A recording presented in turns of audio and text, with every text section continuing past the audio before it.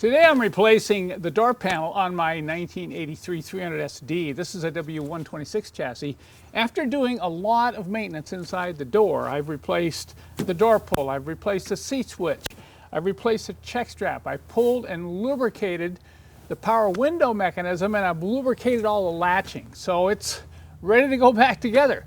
And I wanted to share with you a tip, because I would say that over 80% of the door panels that I remove from 126 chassis cars are damaged. And by damaged, I mean the clips are broken that hold them on. So it's obviously people do not know how to put these door panels on, nor do they know how to take them off properly without breaking things. Now this one's not too bad. See, this is the one that's going on there. It has a clip here, clip here, clip here, clip there. And along the top edge, only 2 of the clips are broken.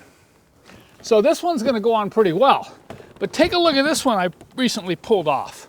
And you could tell just by looking at the outside, it had some extra screws in it. Look at that, the screw up in the upper corner and along the bottom. You know right away, if you see screws holding these on, that's not factory. That means the door panel is damaged. But this one, look at that.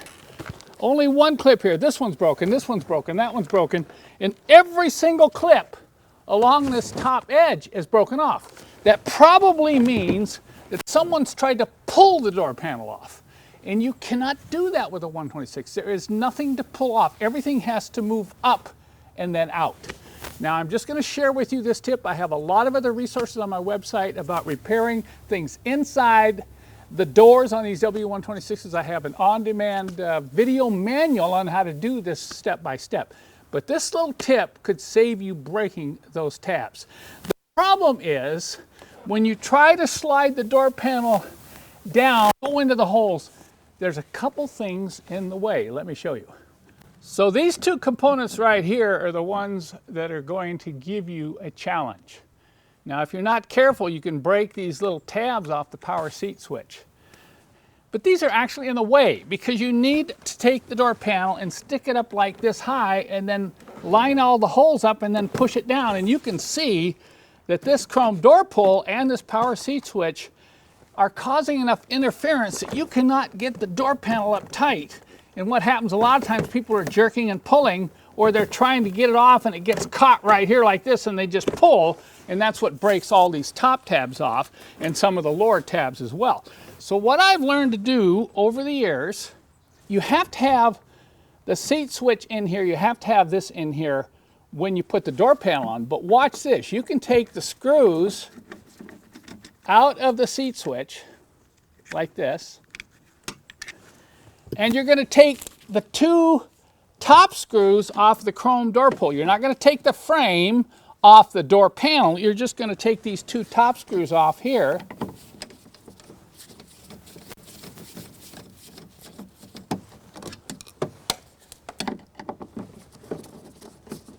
Now I think you see what I'm getting at. Right away you're going to say, oh man, I got to try that.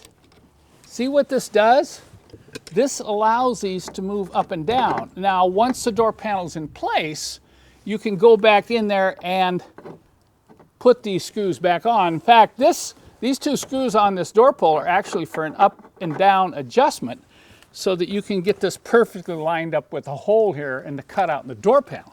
So I'll loosen these up like this, and then when I get up here, see, and put these in like this, I can raise the door panel up, get it on, get everything lined up and push it down, and then I'll go back in and attach these 2 screws and attach these 2 screws here. And what that allows me to do, it allows me to get a door panel on a lot faster and with a lot less frustration. So I hope you W126 owners find this helpful. If you need additional resources on your W126, I'll put links in the description below this video.